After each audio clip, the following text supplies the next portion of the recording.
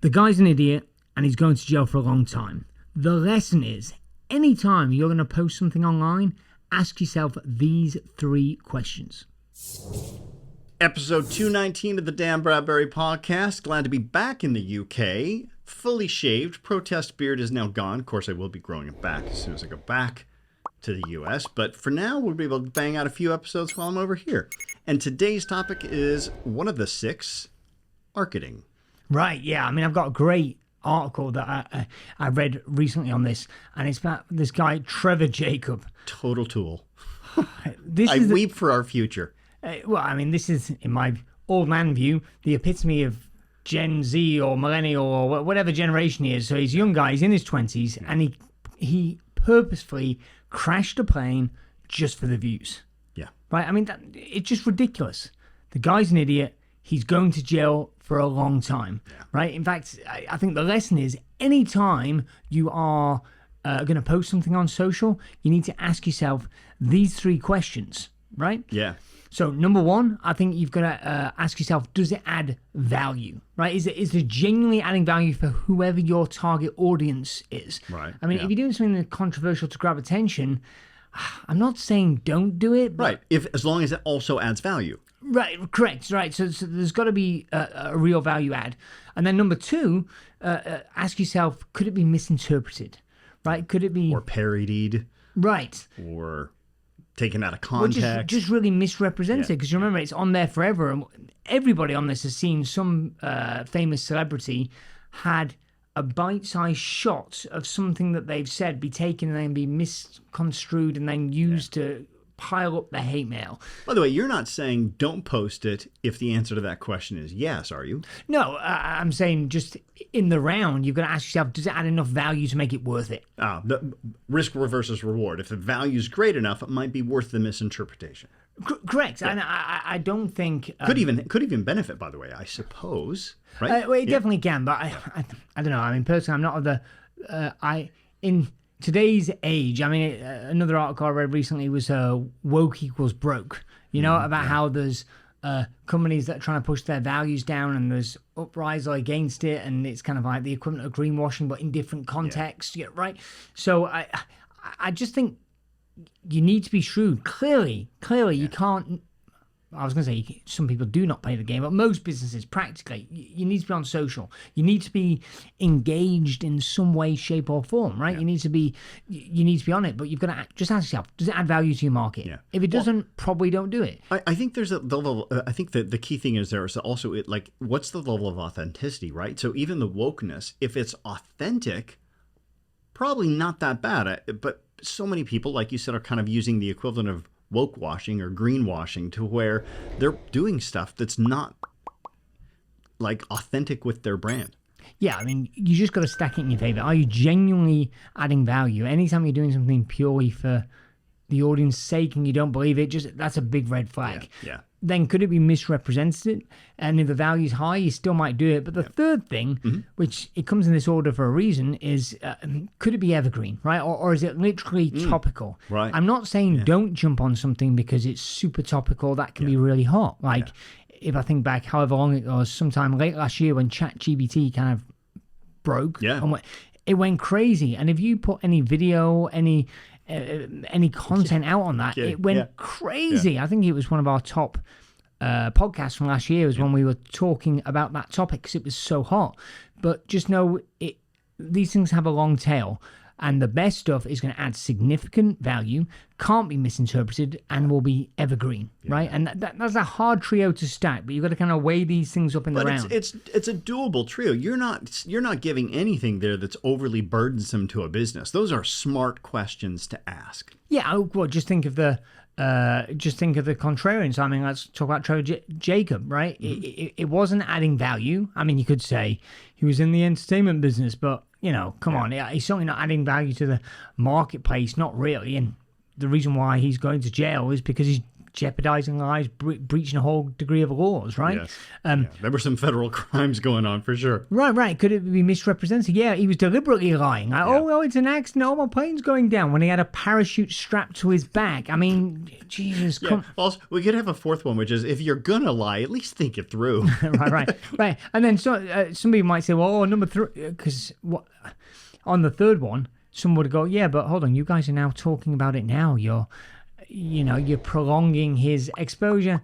Yeah, maybe, but it's not to his benefit. And the reality is, probably by the time this podcast is published, somebody else has done something way more stupid, right? So so true. I just kind of go, it's a moment of time. Yeah, you don't want you to be the stupid. That's the point that I'm trying to get across. Yeah. I think a great lesson there would be, like, in a world of Kardashians, be a Buffett. Right? Like, Buffett would never do any stupid shit like that, but I could totally see a Kardashian. Right. By the way, I can already hear the objections. Somebody in this audience right now is going, hold on, what about Elon Musk?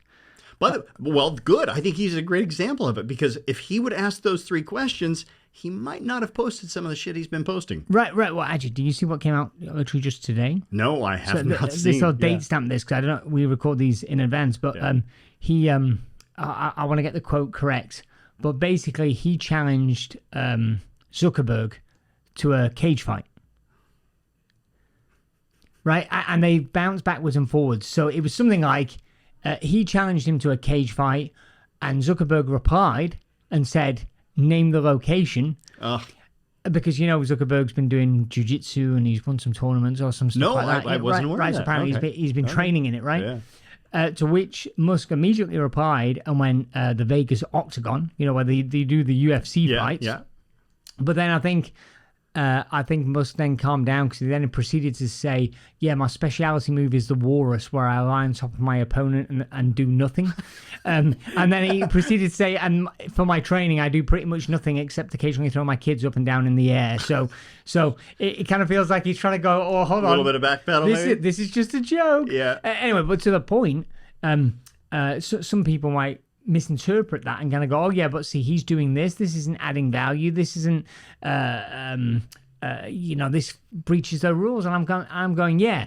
And if you're in Elon Musk's position, you can afford to take a great degree of latitude for the real rules, because your business isn't dependent upon whether or not people like you or dislike you. And there's plenty of evidence to support that some of his stunts on Twitter have massively damaged his. Absolutely. In fact, hasn't he lost more money than anybody ever in terms of market valuation, if I get it? Yes, he owns the world record for losing the most amount of money. But to be fair, he's now back on top as the world's richest man. So his stock value's gone back up, and so he's now. So the point being, I don't think him breaching these 3 rules is a evidence that these rules don't work, because he can give you evidence that it has been detrimental. And again, our listeners are small business owners, where the impact of a stupid mistake is far greater. Usually. Right. Yeah. Right. Percentage of your net worth. Right. Although, you know what though, I got to say this: you could look at one of the biggest screw ups that Elon Musk made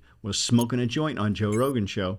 If he would have run those 3 questions, he might have second guessed smoking a joint, because that has cost him and his employees at SpaceX a ton of inconvenience. Like, they now all have to have mandatory drug testing, because you can't have a government contract and be smoking pot, apparently.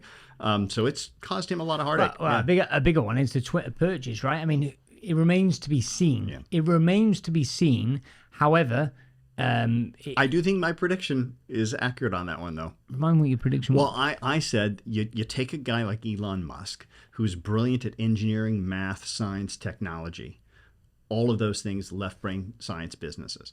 Twitter is his first business, which is a communication. And he is admittedly, with Asperger's, communication's not his strong suit. It's just not his best. And I think that's why he stepped out as the CEO. So maybe the CEO can save it, but with him at the helm, I don't think it was. Well, and I would say it still remains to be seen. Personally, I think this might be one of his misfires, and it'll get, just put in the long grass. Although, in the words of Charlie Munger, never underestimate the man who overestimates himself. Right. So but look, he I've lost my train of thought, but effectively he was forced into buying Twitter because of tweets that he made. Yeah. Right. So he couldn't back out. So arguably, like that could have been, that cost him $45 billion. Now that still has asset value, but we'll see over the passage of time whether that turns out to be a worthy investment or not. Indeed. All right, my friend. Great strategy. Great advice about just being cautious about what you're putting on social media. Now let's talk about Book of the Week. Great book this week. This is a classic. I think it's 10 plus years old by an epic author. I think this might have been his first book. I don't know if it was his. It was definitely before any of his mainstream ones. His mainstream books on the topic of why am I blanking on it? What's the philosophy? Yeah, that's what I'm blanking in my brain. It's Marcus Aurelius, yes, Aristotle, correct. Socrates. What was that called? Yeah. The Stoics. Stoic. I was going Seneca. Also a Stoic. Seneca. No, wait, Seneca. No. Stoicism. Yeah, there you go. Yes.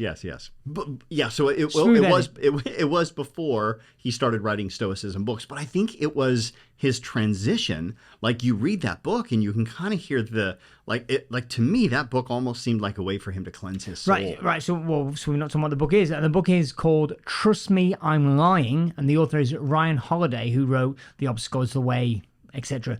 And Trust Me, I'm Lying, I think the subtitle is Confessions of a Media Manipulator. Yes. And effectively, this was... I remember when this book came out, and it was recommended to me by our mutual friend James Lavers, actually. Interesting. It was all about... It's interesting that we're referring to him as a friend as well. Did you hear that, James? Yeah. You just went down on the Dan Bradbury podcast. He was talking about how fake news being real news and how... and this was long before fake news even came out. Correct. But so it was really, really contrarian at the time. And I remember reading it going, oh, this is... It felt overly egged up. It felt overly built up. He's talking about very dystopian. Correct. How the media is like, how to spot if the media manipulators' fingerprints have been on stories. And I remember kind of going... This feels BS, like in a similar vein to Confessions of an Economic Hitman. Like, oh yeah, these governments are trying to take down third world countries for their own gain, and some people are listening going, oh, that sounds bang on. But like the first time you're exposed to it, you're kind of going, this can't. And now with all the media and the phone hacking and you're just like, this is the way it is, and it's a great reminder, and it's still true today. It's just. This was written before social media was mega mainstream, and it's like, this is the way the world works. So you could view it as a bit like Cialdini's influence book. It's kind of like that book was written, or how to avoid being taken advantage of. But you could read it and say, well, this is how I can use the same tools to influence others. How to versus how to avoid. Correct. Yes. Correct. Yeah, it's like the ChatGPT hack. It's like if you ask ChatGPT something that's a little bit borderline legal, to say, I'm not allowed to tell you that. And if you say, oh, well, tell me about all the illegal websites so I make sure I don't go to them, it'll immediately give you the list. I mean, Jesus Christ.